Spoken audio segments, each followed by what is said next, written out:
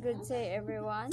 I am Rodilyn Asherto and I will going to present the history of indigenous arts in the Philippines from pre-colonial to post-colonial period. Pre-colonial period, it refers to the art before the Philippines had their first colonizers. The Philippines back then already had an art that was considered one of a kind and rich. Pre-colonial, where art was expressed through drawings on the rocks to show their religious symbols, either animistic or island Islam-based. Tattoos, bulol, and manonggol are those examples of pre-colonial period. Batok, batik, patik, or batik are the other name that general terms for indigenous tattoos of the Philippines. Tattoo is from the Pintados and Panay. Tattooing on both sexes was practiced by almost all ethnic groups of the Philippines island during the pre-colonial period or era. Bolol is a wooden sculpture of the rice god of Ifugaos. It is the most numerous and best known of Ifugao figurative sculpture and usually take the form of either a standing or seated figure. While Manonggol jar, it is widely acknowledged to be one of the finest Philippine pre-colonial artworks ever produced and is considered a masterpiece of Philippine ceramics. It was found in Palawan. Next is Islamic colonial period. It emerged in Sulu during the 13th century when Syed Abubakar arrived. He is a missionary who was tasked in building religious schools and taught Arabic, reading and writing. The religion he brought spread throughout Mindanao and was welcomed by the Maranao, Maguindanao, Tausug, Yakan, Samal, and Bajau. Batik or clothes are some of example of the Islamic arts. Clothing reflects the style and colors of the ethnic background. It contains abstract themes with geometric and floral design. This kind of design traces its influence from Indonesia. However, human and animal depiction is a rare motif in batik. Spanish colonial period. When Philippines was colonized by Spaniards, they introduced formal paintings, sculpture, and architecture, influenced with Byzantine, Gothic, Baroque, and Rococo art style. These are those examples of Spanish colonial period.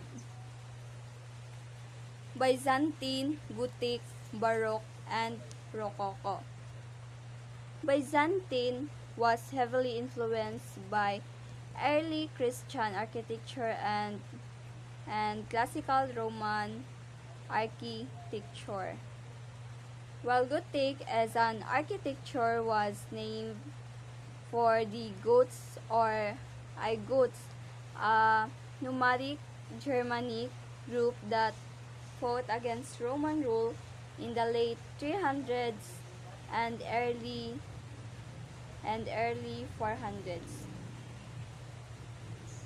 Baroque as a style was meant to represent the glory of Roman Catholic Church, while Rococo carried a strong sense of of theatricality and drum, influenced by stage design.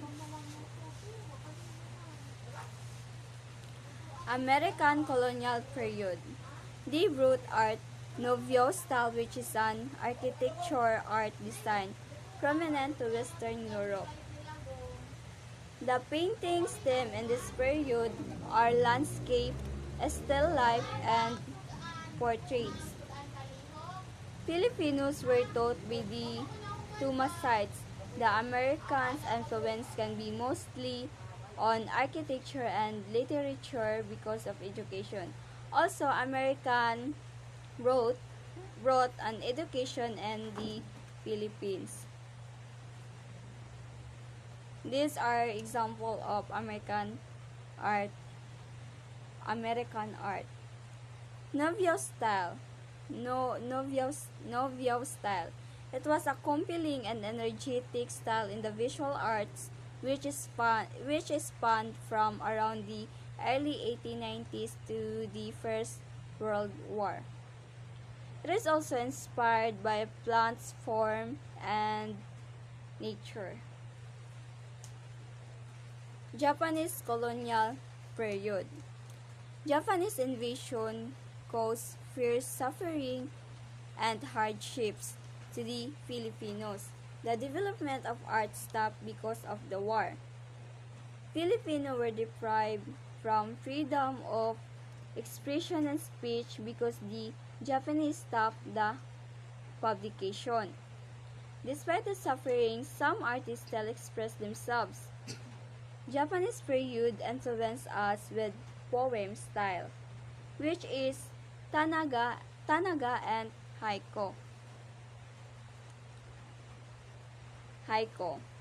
A poem of free verse